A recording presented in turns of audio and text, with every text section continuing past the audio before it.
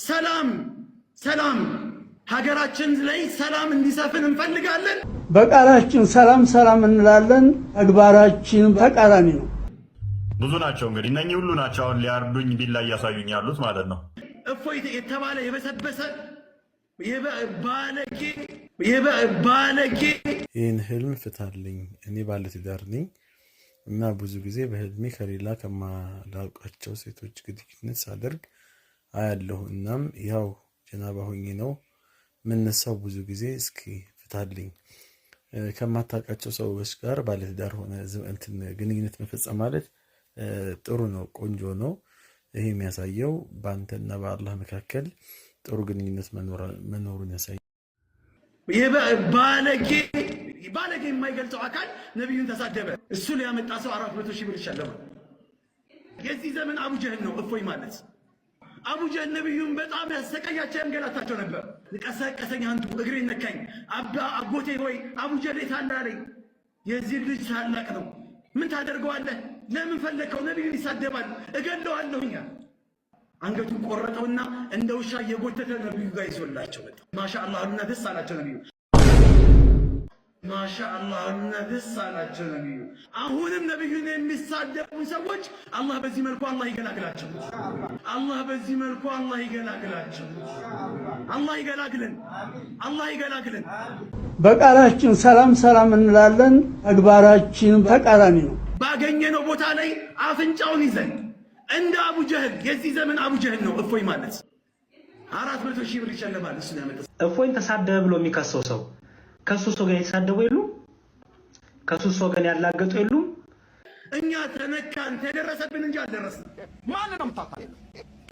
ኢየሱስ ክርስቶስ ዲያብሎስ ነበር። በመቀጠል ደግሞ ኢየሱስ ክርስቶስ እጁን ሳይታጠብ የሚበላ በሽተኛ የአእምሮ ችግር አክል የነበረበት ሰው ነው ማለት ነው። ስለዚህ ይሄ በዚህ ሰውዬ መመራትን በፍጹም የሚቻል ሰው አይደለም። ስለዚህ ነው ሰዎች ክርስቲያኖች አሁንም የኢየሱስ ክርስቶስን እብደት ለማስቀጠል እየተሯሯጡ የሚገኙት ማለት ነው። ወሰላሙ አለይኩም። ተደፈርን እንጂ አልደፈርንም።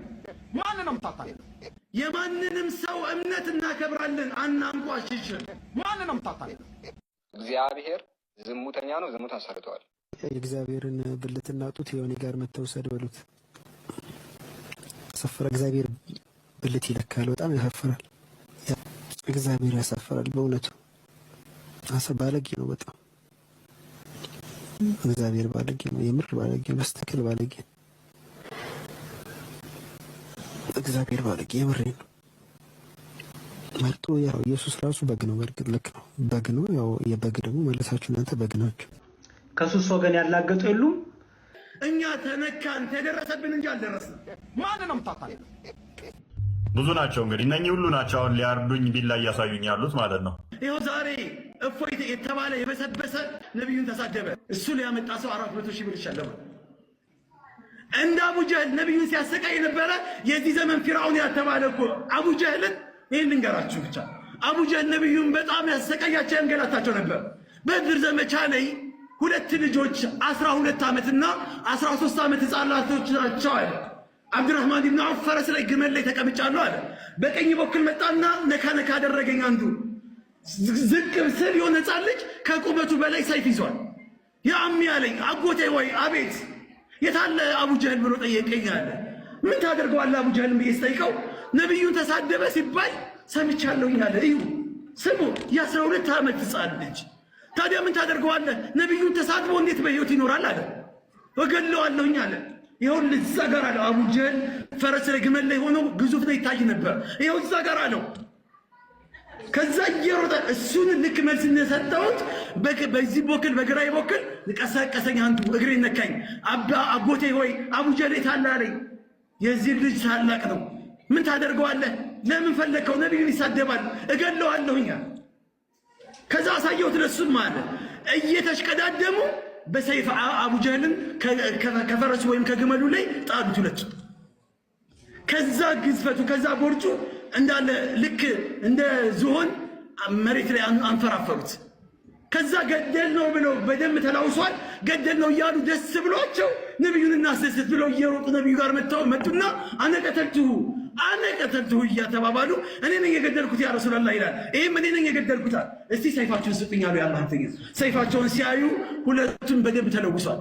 ኪላኩማ ቀተለሁ ሁለታችሁም የገደላችሁት ማሻአላህ አሉና ደስ አላቸው ነብዩ። ግን ይሄ የዚህ ኡመት ፊርዓውን የሆነ አቡጀህል መሞቱን እጠራጠራለሁኝ ማን ያረጋግጥልኛል? አብዱላህ ብን መስዑድ መጣ። ያ ረሱላህ እኔ አረጋግጣለሁኝ አለ። አቡጀህል መሞቱን እኔ አጣራለሁ አለ። ፈለገ እዛ ጦርነቱ ላይ ከሩቅ ይታያል ከነግዝፈቱ እዛ ተገኘ። ከዛ ሄደ ሰይፉን ይዞ አብዱላህ ብን መስዑድ አንተ የአላህ ውሻ አለ። አላህ ያለ ለመጨረሻን ያደረገ ነብዩን ነክቶ ሰላም የሆነ ሰው የለም ወላሂ የለም። አንተ የአላህ ውሻ ያለምና አላህ እንዳደረገ አለ። እግርህን ከጭንቅላቴ ላይ አንሳ አለ። ጥጋባቸው አንተ እኮ እግርህን እኮ ጭንቅላቱ ላይ ያደረከው ሰው እኮ የመካ ቁረይሾች እኮ የበላይ የሆነ ሰው ነው ላይ ነው አለ። አንገቱን ቆረጠውና እንደ ውሻ እየጎተተ ነብዩ ጋር ይዞላቸው መጣ። ይህንን አላህ ገላገለን አለ። ይህንን ገላገለን አላህ አለ። አሁንም ነብዩን የሚሳደቡ ሰዎች አላህ በዚህ መልኩ አላህ ይገላግላቸው። አላህ ይገላግለን። አላህ ይገላግለን። እኛ ተነካን ተደረሰብን እንጂ አልደረስንም።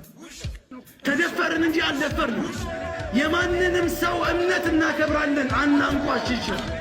የሚያንቋሽሽ የሚሳደብ ካለ የሌላ ሰው እምነት ነብይም ይሁን አምላክም ይሁን መጽሐፍም ይሁን ሃይማኖትም ይሁን ሙስሊም ነኝ ብሎ ሙስሊም ነኝ ለምን ሸኽ አይሆንም? ለምን ዳኢ አይሆንም? የሌላ ሰውን እምነት የሚያንቋሽሽ ካለ በእስልምና ቦታ የለውም። እኛንን አሳልፈን እንሰጥ። እኛ እናከብራለን ሃይማኖታችንን ደግሞ በፍጹም ማንም ቀና ብሎ እንዲያይብን ግን አንፈልግም። ማንም እንዲያይብን አንፈልግም። አልሐምዱሊላህ መጅሊስ የፌዴራል መጅሊስም በህግ ክፍሉ በኩል እያሰሰው ነው። የገባበት ገብተው እንደሚይዘው ደግሞ ጥርጣሬ የለንም። እኛም በየትኛውም ቦታ ላይ ባገኘነው ቦታ ላይ አፍንጫውን ይዘን እንደ አቡጀህል የዚህ ዘመን አቡጀህል ነው እፎይ ማለት። ትላንትና ትልቅ ዋጋ አስከፍሎናል መጅሊስ። በመጅሊሱ ስንፍናና አንዳንድ ወንድሞችም ደግሞ የማይችሉትን ኃላፊነት ተቀብለው ዝም ብሎ ፖስት ብቻ አድርገው ተደውሎ መረጃ ሲሰጣቸው ግን አንድም ነገር ማድረግ ባለመቻላቸው ልጁ ወጥቷል። ሴቶች ባዶ እግራቸውን ነበረ አስፋልት ላይ እየሮጠች መኪና ስታባረር የነበረው ማለት ነው። እሱን ይዞ የሄደውን መኪና ህፃናቶች፣ የአካባቢ ሙስሊም ህፃናቶች 14 ዓመት 13 ዓመት የቻሉትን አድርገዋል። እኔ የተላከለኝ ቪዲዮ በጣም የሚያሳዝን ነው። ህፃናቶች ማለት ነው። ስለዚህ ትላንትና ትልቅ ዋጋ አስከፍሎናል መጅሊስ። እነኚህ ሁሉ ናቸው አሁን ሊያርዱኝ ቢላ እያሳዩኝ ያሉት ማለት ነው። እንዲሁ ዘላለምህን እንዳይጥ ቤት ውስጥ ተቀምጠህ ትኖራታለህ እንጂ ካሁን እኔን ተራውን ግለሰብ ኡስታዝ ብለህ እንደ ህዝቡ ልታወናብር እንዳሰብከው ማለት ነው። አድራሻዬን በውስጥ ሴክሽን ጽፌልሃለሁ። አድራሻዬን መሞት የምፈራ እንዳይመስልህ። ሙስሊም በእምነቱ መሞት አይፈራም። እንዳንተ ተከታዮች ኮሜንት ላይ እየገቡ የእንትን ሰፈር ልጅ ነኝ ስልክህን ጻፍልኝ ምናምን በአፍ የሚቆም አይደለም። እኛ እነሱን አሁን መልስ አንመልስላቸው። አንተ ላይ እርምጃ ከወሰድን በኋላ እንነጋገራለን። ይሄ ኮሜንት ላይ እየገቡ የእንትን ሰፈር ልጅ ነኝ እንደዚህ ነኝ ምናምን የሚሉት እና አንተ የውሻ ልጅ፣ እኔ ኡስታዝ አይደለሁም። በነብዬ ስለመጣህብኝ ልፋለምህ በጣም በጣም በጣም ዝግጁ ነኝ። እኔ በዚህ ደረጃ ከቀረብኩ አንተ ደግሞ ያለህበትን ቦታ በውስጥ ጻፍልኝ። እኛም ግን እኛ ህጉን ትተነዋል። ለምን ህግ አንተን አስሮ ይቀልብሃል። እኛ ደግሞ ነብያችን ሙሐመድ ሰለላሁ ዐለይሂ ወሰለም እፎይ እድለኛ ነው። የቅዱሳኑ ሁሉ በረከት ደርሶታል። የቅዱሳኑ ሁሉ ጸጋ ደርሶታል። እንዲሁም በእፎይ ልንቀና ነው የሚገባው። በእውነት ነው የምላችሁ።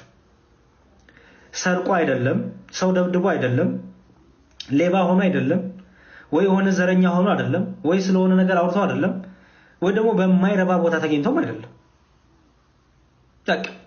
እሱ በገባው ልክ ስለ እምነቱ አስረዳ። እሱ በገባው ልክ የክርስቶስን ፍቅር ገለጠ። ስለዚህ ፈተና መጣበት። ይሄ ደግሞ ክርስትናችን ነው። ክርስትናችን መገለጫ ይሄ። ስለዚህ እንዲሁም እፎይ በጣም ትልቅ ጸጋን ያገኘው ከእስልምና እኔ ማንኛውም ሃይማኖት ድንጋይ የሚያመልክ ሰው ጤናማ ነው ብዬ አምናለሁ። እስልምናን ጠንቅቃችሁ ባወቃችሁ ቁጥር ምን አይነት ዘግናኝ እንደሆነ እየገባችሁ ይመጣል ማለት ነው። ድንጋይ የሚያመልክ ሰው ድንጋይ ማምለኩ ገሃነም ሊከተው ይችላል። ግን ድንጋይ የሚያመልከው ሰውዬ እናንተ ላይ ደርስባችሁ። እስልምና ግን በጣም አስጠሊው ፓርት ድንጋይ ማምለኩ አይደለም። ስታዩት የሆነ ነገር በማምለኩ አይደለም፣ እናንተ ላይ የሚደርስባችሁ ሃይማኖት ነው። ሳትደርሱበት የሚደርስባችሁ፣ ሳትሄዱበት የሚመጣባችሁ፣ መጥቶባችሁ ሳያበቃ ደግሞ የሚገፋችሁ ሃይማኖት ነው። ይሄ በጣም ከባድ ነው፣ በጣም ከባድ ማለት ነው። ህዝቡ ያውቀዋል ወይ? ኢቭን እንኳን ክርስቲያኑ ሙስሊሞች ውስጥ ምን ያህል ያውቁታል? ምንም ላያውቁት ይችላሉ። ብዙዎቹ ላያውቁት ይችላሉ። ነገር ግን ሃይማኖቱን ጠለቅ ብላችሁ በገባችሁ ቁጥር በጣም በጣም የወረደ በጣም ቆሻሻ እንትኖች ያሉበት ነው። በብዙ ከሌን ወንድምህን እረድና ብላ ከሚል በላይ የቆሸሸ ሃይማኖት እኔ በምድር ላይ ከእስልምና ውጪ ማቅ ላመጣም ስለማልችል ነገሩን ይበልጥ ግልጽ ለማድረግ አንድ የሱኒ ኢማም ሼህ ሐሰን ሁሴን በእስልምና ሰው መብላት ለምን እንደተፈቀደ አስረድቶ ሲያረጋግጥ ተመልከቱ። ሌላው የተፈቀደው ነገር እስልምናን የካዱትን መግደል። ከራባችሁና በረሃ ልትሞቱ ከደረሳችሁ አንድን በህይወት ያለን ከሃዲ ሲሄድ ካያችሁ ያንን ሰው ገላችሁ መብላት አለባችሁ። እንደሰማችሁት ነው። ከዚህ በፊት ተነጋግረንበታል። ያ ሰው ከሃዲ ስለሆነ ምንም ክብር የለውም። ስለዚህ ያንን ሰው ለራሳችሁ ማረድ ትችላላችሁ።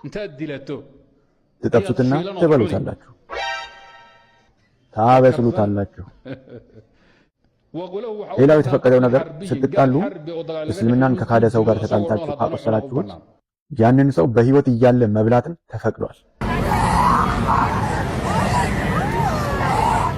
ያንን ሰው በህይወት እያለ መብላትን ተፈቅዷል። ምንድን ነው? አዎ ይኸውልህ የሰው ልጅ ገሎ መብላት ማለት ነው። አዎ እንደ ምክንያት የቀረበው ደግሞ ርቦት ከሆነ ነው። ከራበ ወንድምህን እሱን ረድና ብላ ቢለይ ከዚህ በላይ የቆሸሸ የለም። ምክንያቱም የክርስትና ዋና መሰረታችን ምንድን ነው? ወንድምህን ባልንጀራን እንደ ራስህ ውደድ ነው አይደለ? እንደ ራስህ ውደድ ሚለውን እንዲደረግብህ ማፈልገው ሌላው ላይ አታደርግ ነው አይደል? ከራበ ክርስቲያንን ወይም ካፊርን ወይንም ደግሞ ሌላ ማኝን ወይንም የወጣን እንደዚህ አይነቱን አርደህ ብላ ከሚል በላይ የቆሸሸ ሃይማኖት የለም። ለኔ ከዚህ በላይ የቆሸሸ የለም። ከዚህ በላይ የዘቀጠ የለም። ሰዎቹ ይሄን ያደርጉታል፣ ላያደርጉትም፣ ያውቁታል፣ ላያውቁትም እሱ ሌላ ጉዳይ ነው። ሰዎቹ አወቁት፣ አላወቁት፣ አደረጉት፣ አላደረጉት፣ አለማድረጋቸው እስልምናን ፐርፌክት አያደርገውም። አለማድረጋቸው እስልምና ንጹህ አያደርገው። ህጉ ይሄ ነው፣ ስርዓቱ ይሄ ነው። እና እስልምና በጣም በጣም በጣም አሁን ላይ ልትታደጉት ማችሉት ደረጃ ላይ እንደ ዓለም አቀፍ ደረጃም ልትቋቋሙ በማችሉት ሁኔታ ውስጥ ገብቷል። ኢትዮጵያ ላይ ስላልተለመደ ነው። ማለትም አልተለመደም ኢንሴንስ እንዲህ ብዙም እንደ እንትን አልተባለም። ነገር ግን እንዲህ ሶሻል ሚዲያው ላይ የሚቀር አይመስለኝም። ምክንያቱም የእናንተን እቅዶች ያ ድክመት ስላለ ነው እንጂ የሃይማኖት አባቶቻችን በቤተክርስቲያን አካባቢ ላይ እቅዶቻችሁ ዶክመንቶቻችሁን ቢገባና ቢመለከቱት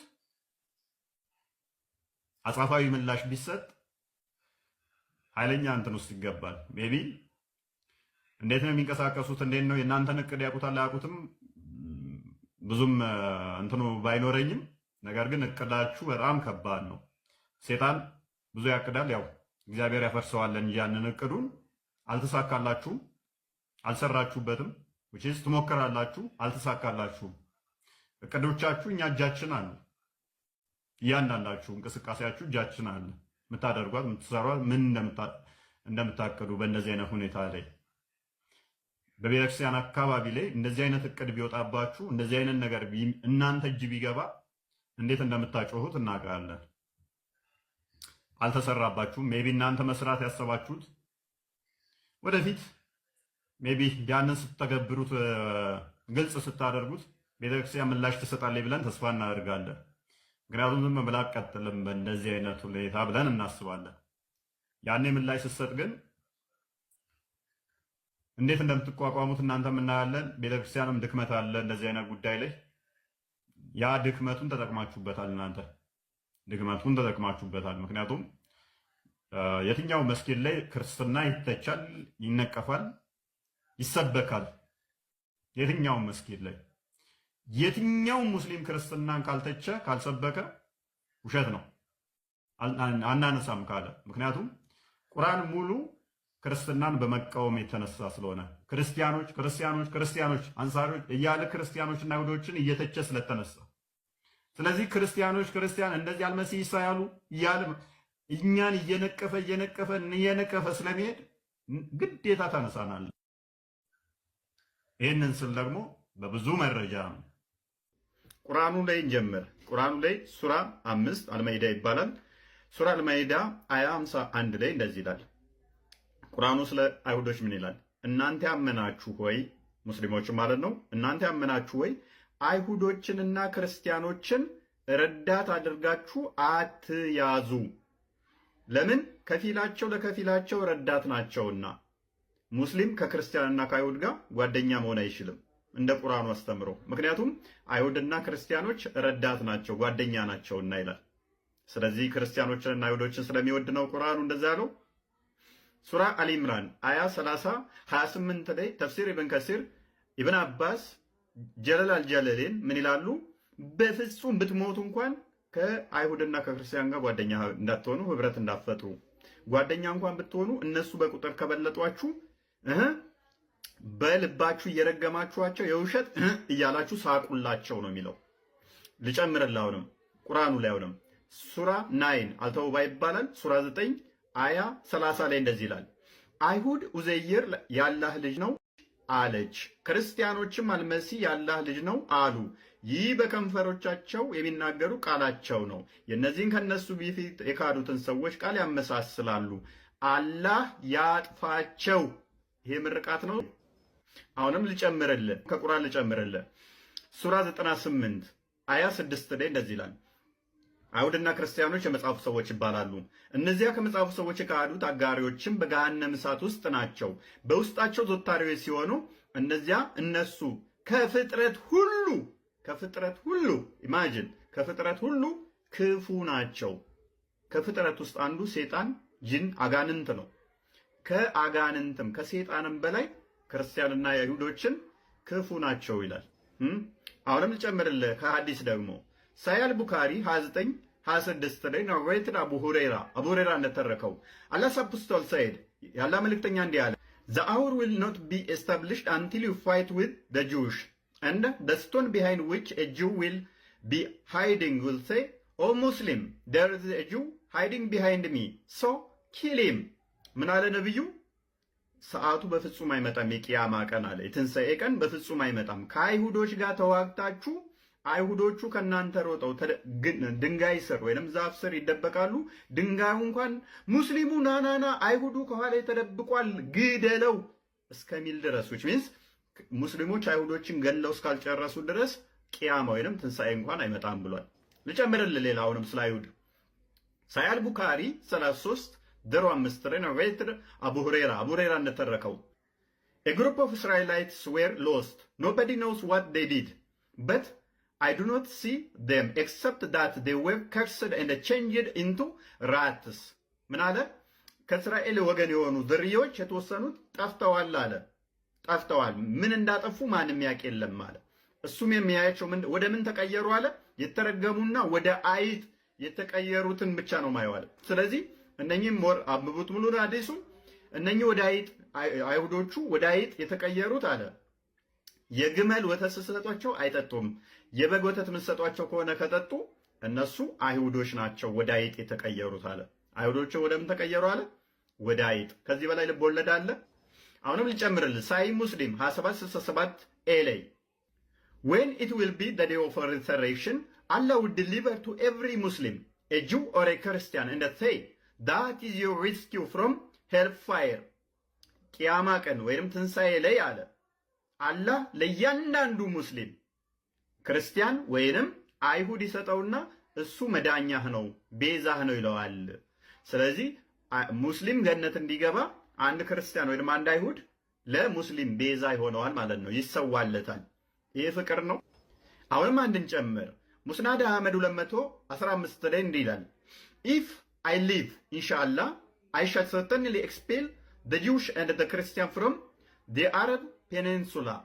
በህይወት ብቆይ አለ ነብይ ታሞ እየማቀቀ በህይወት ብቆይና ብኖር ክርስቲያኖችና አይሁዶችን ከአረብ ሰላጤ ሀገራት ጠራርጌ አስወግዳለሁ፣ አጠፋቸዋለሁ፣ አባረራቸዋለሁ አለ ማለት ነው። እንኳን የጸሎት ቦታ ቤቱ መስጊዱ ሊለቅላቸው በህይወት ምቆይ ከሆነ አይሁድና ክርስቲያኖችን አስወግዳለሁ ከአረብ ፔኒንሱላ ያለ ነብይ ነው። ስለዚህ በመረጃ እንደዚህ እናፈርሰዋለን። እፎ የአባቶቻችን በረከት ደርሶታል። በጣም እድለኛ የመጨረሻ እድለኛ ከምላችሁ በላይ እድለኛ ሰው ወንድማችን እፎይ በጣም። ስለዚህ የመጀመሪያው መጸለይ ነው። በቃ መጸለይ፣ ለእፎይ በጸሎት ማሰብ፣ በጾም በጸሎት እንዲበረታ በጸሎት አስቡት።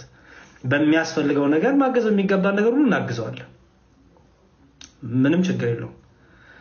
እፎይ በተጠየቀበት ልክ በሌላ ወገን ያሉ ሰዎች ሊጠይቁ ይገባል።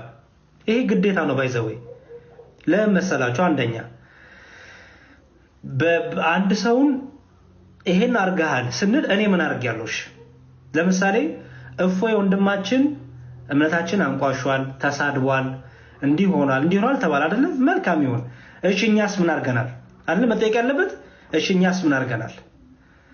እፎይ ተሳደበ ሲባል እፎይን ተሳደበ ብሎ የሚከሰው ሰው ከሱስ ወገን የተሳደቡ የሉም? ከሱስ ወገን ያላገጡ የሉም? ከሱስ ወገን ክርስቶስን የሰደበ የለም? ከዛ ወገን ክርስቶስ ላይ ያላገጠ፣ ክርስቶስ ላይ ያሾፈ፣ ክርስቶስን የሳደበ፣ ቅዱሳኑን የሰደበ የለም እንዴ? ፌር የሆነ ነገር ነው። እፎይ ካጠፋ ችግር የለውም ይጠየቅ። እሺ በዛ ሳይድ መጠየቅ የለበትም? አለበት። በእኩል ወንበር፣ በእኩል ፍርድ፣ በእኩል እይታ ሁሉም መታየት አለበት። እንዴት ነው እናንተ እኔም እፎይ ነኝ የምትሉት? ብዙ ሰው የማይረዳው ነገር ሃይማኖትን መተቸት ጥላቻ አለመሆኑን ነው። አዎ ሃይማኖትን መተቸት ጥላቻ አይደለም፣ ስድብም አይደለም። በማንም ላይ ሳንዝትና የማንንም ሰብአዊ መብት ሳንነካ ወይም ሳናስፈራራ ሐሰትን ማጋለጥ ወይም ስሁት እምነትን መተቸት ጥላቻ አይደለም፣ ስድብም አይደለም። ጥላቻ ማለት እምነቴን ለምን ተቃወምክ፣ ሃይማኖቴን ለምን አጋለጥክ ብሎ በጉልበት ሰውን ማሳደድና በሰው ላይ መዛት፣ ማስፈራራት፣ መራገምና ክፋትን ማሰብ ነው።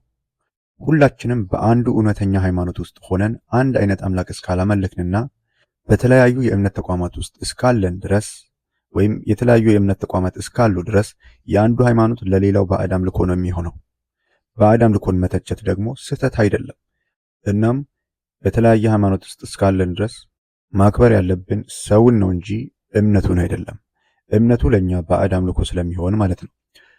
ማናችንም ዛሬ የምንጋደልለትን ሃይማኖት እንደየአረዳዳችን መጠን ነገ ልንነውጠውና ራሳችንም የጨለማ ህይወት ነበር እያን በፊት የነበርንበትን እምነት ልንተችና ሌሎችንም ልናስጠነቅቅበት እንችላለን። ስለዚህ የምንከተለው ሃይማኖት እውነት ካለውና ከተነቀፈ ፍርዱን ለምናመልከው አምላክ በመተው ከተቻለም እውነታውን በአመክኞ በማሳመንና በማረም ነቃፊውን ወደ ሃይማኖታችን መጋበዝ ነው እንጂ ሃይማኖቴ ተነቀፈብኝ ብለን ስሜታዊ ልንሆንና ነቃፊው ላይ ልንዝት አይገባም። መፍትሄው በሃይማኖት ጉዳይ ስሜታዊ አለመሆን ነው እንጂ ሃይማኖቴን አትንቀፍ ብሎ ሰውን የመቃወም መብት ወይም የመናገር መብቱን መከልከል አይደለም። እውነተኛ ሃይማኖት ትችቱንም ነቀፋውንም ተቋቁሞና ምላሽ ኖሮት ዘላለማዊ ህይወትን የሚያስወርስ መሆን አለበት። ትችትን ወይም ነቀፋን የማይቋቋም ሃይማኖት ግን ዋጋ የለውምና መነቀፍና መወገዝ አለበት። ምክንያታዊ እንሁን። እርስ በርስ ሐሳብ በመለዋወጥና በመማማር አስተዋይ ትውልድ እናፍራ። እፎይ የተባለው የነቢያችን ተሳዳቢ ምላሱ ረጅም ነው፣ ሰውነቱ ቀጭን ነው። ኢንሻአላህ መሞቱም ቅርብ ነው። ኑጋሃ ቀይ ወልቀቃዚ ኑጋሃ ቀይ ደርገጌዚ utuu nuti jirru aduwwi waan fedhe dubbatte akkam nagaadhaan teessi. ማነው እፎይ? እፎይ ይሄ ሲማሙ እፎይ ጀግና ወንድ ነው። እፎይ ጀግና ወንድ ነው። እፎይ ጀግና ወንድ ነው። እፎይ ጀግና ወንድ ነው። እፎይ ጀግና ወንድ ነው። እፎይ ጀግና ወንድ ነው። ወይን እንጠፋታለን ወይንም ደግሞ ማያዳግም ስራ እንሰራለን። እንደኔ እፎይ ይጠፋል እንጂ እፎይ ሞት ይሆናል እንጂ ካሁን በኋላ ግን ማንም አፉ የማይጸዳዳበትን ተቋም እንመሰርታለን። ማንም አንገታችንን ማንደፋበትን 99ን ተፍሲር ብንከስር ማተገብሩባትን ሀገር እኩል የምንከባበርበትን እናደርጋታለን። እናከብራችኋለን፣ እንወዳችኋለን። ነገር ግን እኛ የእናንተን ሃይማኖት እንሳደብ፣ እናንተ ምንም ስለኛ ትናገሩ ኔቨር ኤቨር አይሰራም።